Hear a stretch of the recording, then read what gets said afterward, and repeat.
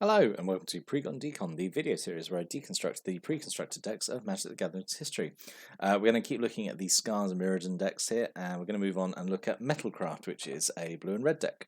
Let's dive in and start looking at that. So, the theme of the deck is Metalcraft, which just means this deck is probably wins an award for the most laziest name of a deck ever. It's like, what should we call this deck that cares about Metalcraft? I don't know, maybe Metalcraft. Like, yep, okay, well that's lunch. Yeah, really, good job, guys. Could have spent a bit more time coming up with a name for this deck, but yeah. So there's a bunch of cards in here that care about artifacts and having a lot of artifacts, which is what the Metalcraft ability is. And yeah, I actually quite like this one. So let's dive in and start looking at it. So the foil face red of the deck is Argent Sphinx. So 2 and 2 blue for a 4/3 flyer, which is pretty good. And it has a Metalcraft ability. So Metalcraft is when you have 3 or more artifacts. And that's it. That's all it is. As long as you've got 3 or more artifacts, your Metalcraft stuff pops up and they get the ability. So Argent Sphinx is you can pay 1 blue and exile it, and then it comes back into play at the beginning of the next end step, so it just blinks, which is a really strong effect to have for only a single blue and on a 4/3 flyer. Yeah, it makes it so hard to actually then deal with this because it's just it keeps blinking out, dodges removal. Yeah, you can block with it, and before it dies, blink it out. Yeah, really good rare to have. Honestly, I think really fun, strong ability. Yeah, so good rare to have. So the other rare is also very good. Etch Champion. So 3 colors for a 2/2. If you have Metalcraft, it has protection from all colors. And that's it. That's. I mean, I say that's it. That's a super strong ability. It's just, but yeah, that is it. Does it? It's just really strong.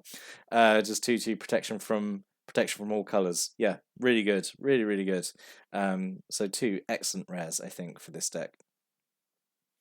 And then moving on, so we've got some other sort of like not as impressive Metalcraft abilities, but still like pretty good, I think. Just not as impressive. So we have 2 Blade Tribe Berserkers, so 3 in a red for a 3/3, so Hill Giant stats. But if you have Metalcraft, they have +3/+3 in haste and clear turn, so they come in as a 6/6 haste, which for 4 mana is pretty strong. They just come in to swing, really like punch above their weight, and then they just go down to being 3/3s again. Yeah, I think it's perfectly fine, especially at common. I think it's pretty good, honestly. We have 2 Lumen Grid Drakes, so 3 in a blue for a 2/2 flyer. If you have Metalcraft, then it does unsummon when it enters the battlefield, which is pretty good. Just being just 2/2 flyer is fine, but having an inbuilt unsummon effect is also like pretty good. And like Metalcraft is not hard to meet in this deck. There's no artifact lands in Scars of Mirrodin because I think they learned their lesson. But yeah, it's so easy to hit in this deck because like so many of the cards in the deck are artifacts. So yeah. And then we have 3 Chrome Steeds, 4 mana for 2/2 artifact creature. If you have Metalcraft, it has +2/+2, so it becomes a 4/4/4, which is fine. And Snap Sail Glider, 3 of those, 3 mana for a 2/2. If you have Metalcraft, it has flying. So yeah, and then it's just a 2/2 flyer for 3, which is again that's also fine. It's it's Windrake stats basically, which is perfectly okay. The important thing with Metalcraft, it counts itself as its artifact, so you only just need this and 2 other things, and then yeah, it goes fine. Yeah, so I really like these Metalcraft cards. And then to help out Metalcraft, we have 2 Iron Mares and 2 Silver Mares. So these are both just 2 mana for 1/1s, tap to give you red or blue. These are really good. Just help you accelerate out quicker, count towards Metalcraft. Yep, perfect. And we also have 2 Memnites, so 0 mana for a 1/1. That's all it is. It's just 0 mana for a 1/1. But obviously helps with Metalcraft. This card is it looks so innocent, but this is absolute combo fuel. It has so much value in just being a 0 cost artifact creature. That's also like not a token. There is. I might actually link below like just the big list of Memnite combos that where you can just pop off, go infinite with it. But yeah, this card, at the time when the set came out, opened it, and just like, oh, okay, whatever. Like in limited, this was like, well, I guess it's a 1/1 that I don't have to pay anything for. It's kind of like a token, right? I can just throw it in the deck and it doesn't matter. and yeah, afterwards, like, oh, I'll just probably just like get rid of them, in a mass clear out or something. Really wish I kept them because they go for actually quite a lot of money, which seems crazy to me. But yeah, it's the combo potential they have. Old Memnite Shyamalan. So then we have 2 Ember Smiths, so 1 in a red for a 2/1. Whenever you cast an artifact spell, which you have a lot of in the deck, you can pay 1. If you do, Ember Smith deals 1 damage to target creature or player, which is nice, turns all your artifact spells into an extra bit of damage.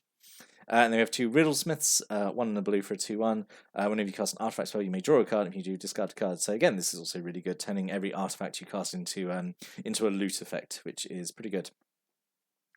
And then Trinket Mage has been reprinted from original Mirrodin.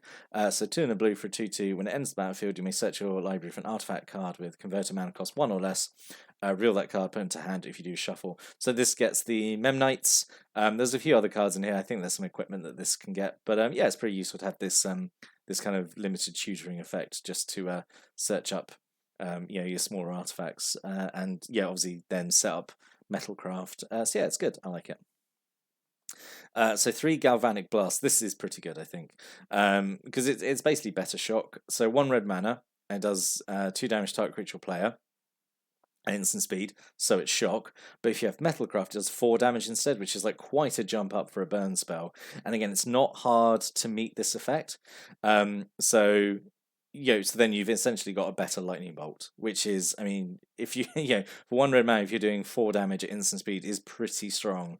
I say, even if you don't have Metalcraft, this is fine. It's like shock, which is an okay card.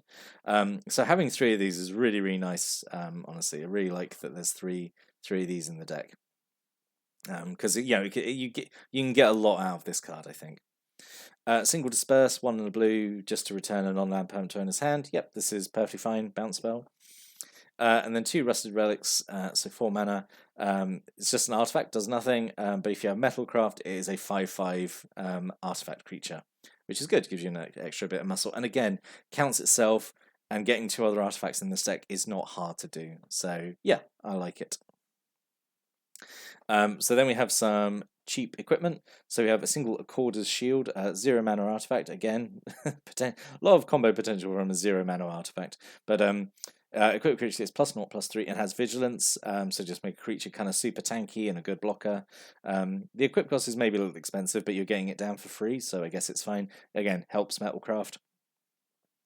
Single Dark Seal Axe. So this is basically Bone Splitter but upgraded. So 1 colorless. It's indestructible. Equipped creature gets +2/+0, and it has equip 2. So yeah, it's just Bone Splitter, but it's indestructible and it costs 1 extra. So there we go. This is a guaranteed artifact that you can always keep around. It won't be destroyed because it's indestructible.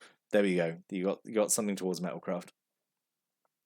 And then 2 Echo Circlets, so 2 mana. Equipped creature can block an additional creature and equip 1. This is fine, I think. You don't have a huge number of creatures, I think, in the deck, so just something that helps you out with blocking is okay, I think. This is all right. And then a Silvok Lifestaff, 1 colorless. For an equipment, equipped creature gets +1/+0. And when it dies, you get 3 life and equip 1. Again, just like really just cheap little equipment. Mostly here, I think, just to kind of help out Metalcraft. But, it just helps buff up, one of your weaker creatures. I think this is okay. And get some life gain as well, which in blue-red is obviously, is usually pretty uncommon. And then we have a single Golem Foundry, so 3 mana. Whenever you cast an artifact spell, you can put a charge counter on Golem Foundry, remove 3 charge counters from Golem Foundry to make a 3/3 colorless Golem artifact creature. So this is really nice as well. As I say, you're playing a lot of artifact spells in this deck. So this, where it then generates more artifacts to help out Metalcraft, is really good. Just making a 3/3 token, essentially for free, because it doesn't require any mana, other than the mana you spend on casting the artifact spells, I suppose. But just to poop out a 3/3 token is pretty good. Instant speed doesn't require tapping, so if you needed to, you could do this multiple times if you had enough charge counters on it. I think this is pretty good. And then a single Golem's Heart, 2 mana. Whenever a player casts an artifact spell, you gain 1 life. So it's nice that this is you get the benefit from an opponent's artifact spells as well. This is the artifact version of like all the lucky charms, like Angel's Feather and Kraken's Eye and stuff. So yeah, it's kind of nice that this kind of cycle was complete. I wonder if there was ever like a multicolored one. I don't know. But then why would you need one? I don't know. Anyway, and then 12 Island, 12 Mountains. So yeah. So what could have been? Overall, again, I think like the card selection in this deck is pretty good. I would have maybe a few more artifacts, which I know sounds insane. I've just said, like, you got a lot of artifacts, but like you could have really doubled down on the artifacts here. So some choices I thought we could have had like some of the replicas in here, like the Volshock replica and the Neurok replica. Just because they're artifact creatures, and they have the useful effects. Volshock is here to represent both of them. So Volshock is 3/1, you sack it and it does 3 damage to a player, and the Neurok one I think is like a 1/4, and you sack it to bounce a creature. So that would have been kind of useful in here as well. As an alternate rare, so again, like with the last deck we looked at, Dead Spread, I do think the 2 rares in here are like honestly pretty perfect. Like Argent Sphinx is really good, and the Etched Champion is really good as well. I thought maybe Darksteel Juggernaut. It's 5 mana. It's indestructible, has to attack every turn available, and its power top is equal to the number of artifacts you control. This could have been okay. As I say, you do have like a lot of artifacts in the deck. That is the theme. But I wouldn't have minded if this was in the deck. But I'm very happy that it's not. I think Argent Sphinx and the Etched Champion are perfect as they are. And also Stoic Rebuttal, 1 and 2 blue. It costs 1 less if you have Metalcraft and you counter a spell. So without Metalcraft, it's cancel, and with Metalcraft, it's counter spell. So it's like I think this is fine because like even if you don't have it's kind of like Galvanic Blast. Even without Metalcraft, it's perfectly costed for this effect. Like it feels fair. It's not like super overcosted like you would kind of expect these things to be. And when you do have Metalcraft, then it's really well costed because then it's basically OG counterspell. So yeah, could have just had like one of these in here. But yeah, I don't know what instead of. But yeah, I think it's okay. Could have been included. So in summary, yeah, I really like this one. I like blue red. I usually like blue red when it plays around with artifacts. So yeah, I actually quite like this one. Yeah, I think the rares are really good. I think the card selection is pretty solid.